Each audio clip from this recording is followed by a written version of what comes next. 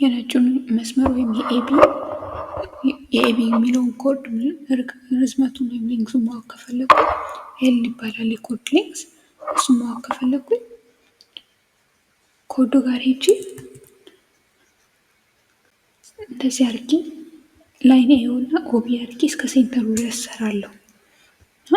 ይህም አንግል ይፈጥርልኛል እዚህ ጋር ቴታ የሚል ይቺ ቴታ ሴንትራል አንግል ነች፣ ምክንያቱም በሁለት ሬዲየሶች የተመሰረተች ስለሆነች ማለት ነው።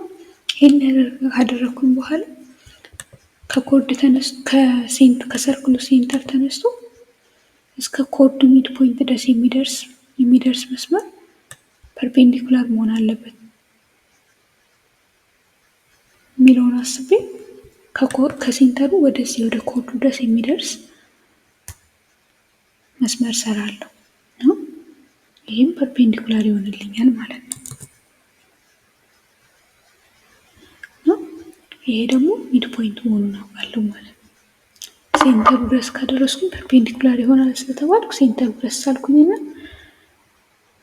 ፐርፔንዲኩላር ሰራው ማለት ነው። ይህንን ሳድርግ ይቺም አንግል ትንሿ ትራያንግል ውስጥ ያለችው ትልቁ አንግል ቴታ ነበር፣ ግን አሁን ለሁለት ስለተከፈለ ቴታ ኦቨር ቱ ይሆናል።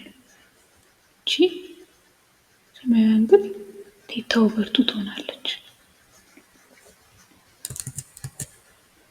እዚህ ጋር ባለው ተጠቀም እቺ አንግል ቴታ ኦቨር ቱ የቴታ ግማሽ ማለት ነው፣ የመጀመሪያው አንግል ግማሽ እና የእሷን አንግል ሳይን ሄጄ ባየው ራይት አንግል ትራያንግል ስለሰራው ማለት ነው። ይቺ ቴታ ኦቨር ቱ የምትለው ሳይድ አንደኛ ኦፖዚቷን ሳይ ኦፖዚቷ ከኤ እስከ ኤም የሚሄደው ነው። ይኸውም የሙሉ ሌንግዝ ግማሽ አይደል ነው ኦፖዚቷ። ኦፖዚት ኦቨር ሃይፖተንስ ብዬ ጀምር ኦፖዚት ኦቨር ሃይፖተንስ ከጀመርኩኝ በኋላ ኦፖዚት ሳይዱ ኤኤም ነው፣ ላይን ኤም። ሃይፖተንሷ ደግሞ ኤኦ ነው፣ ላይን ኤኦ ወይም ላይን ኦኤ ይችላል። እና እንደዚህ አድርጌ ካየሁኝ በኋላ ሳየው ኤኤም ሳይድ ኤም የምፈልገው ርቀት የነጩ መስመር ግማሽ ነው፣ ኤም ሚድ ፖይንት ስለሆነ ማለት ነው። ኤል ኦቨር ቱ እላለሁ በኤም ፋንታ። ኦኤን ደግሞ ሳየው ኦኤ ራዲየስ ነው አይደለም፣ የክቡ ራዲየስ አራገኛለሁ ማለት ነው። እና የሁላ ሳይን ቴታ ኦቨር ቱ እኩል ይሆናል ሌንግዝ ኦቨር ቱ ኦቨር አር ይሰጠኛል ማለት ነው። እና ይህንን እስኪ ሳባዛ የምፈልገው መልስ ኤል ስለሆነ ኤልን ብቻውን ማግኘት ስለሆነ የምፈልገው ሁለቱንም ሳይድ በአር ባባዛ ይኸኛው አር ሳይን ቴታ ኦቨር ቱ ይሰጠኛል፣ አር ሳይን ቴታ ኦቨር ቱ ይሰጠኛል። በቀኝ በኩል ደግሞ ኤል ኦቨር ቱ አገኛለሁ። አሁንም በሁለት ባባዛ ሁለቱንም ሳይድ ይሄንን በሁለት ባባዛ ኤል እኩል ይሆናል የሚል መልስ አገኛለሁ። ኤል እኩል ይሆናል በቀኝ በኩል በግራ በኩል ቱ አር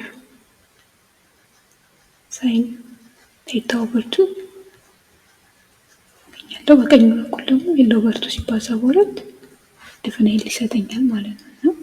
በዚህ መልክ ኤል እኩል ይሆናል ኤልን ስፈልግ ቱ አር ታይምስ ሳይን ኦፍ ቴታ ኦቨር ቱ ያገኛለሁ ማለት ነው። እና እቺ ቴታ የምንላት ከኮርዱ ጀምሬ ወደዚህ ስሰራ የሰራኋት ነጯ አንግል ነች ማለት ነው። እቺ ነች ቴታ የምትባለው። እንደዚህ አድርጌ የኮርድን ሌንግዝ አገኛለሁ።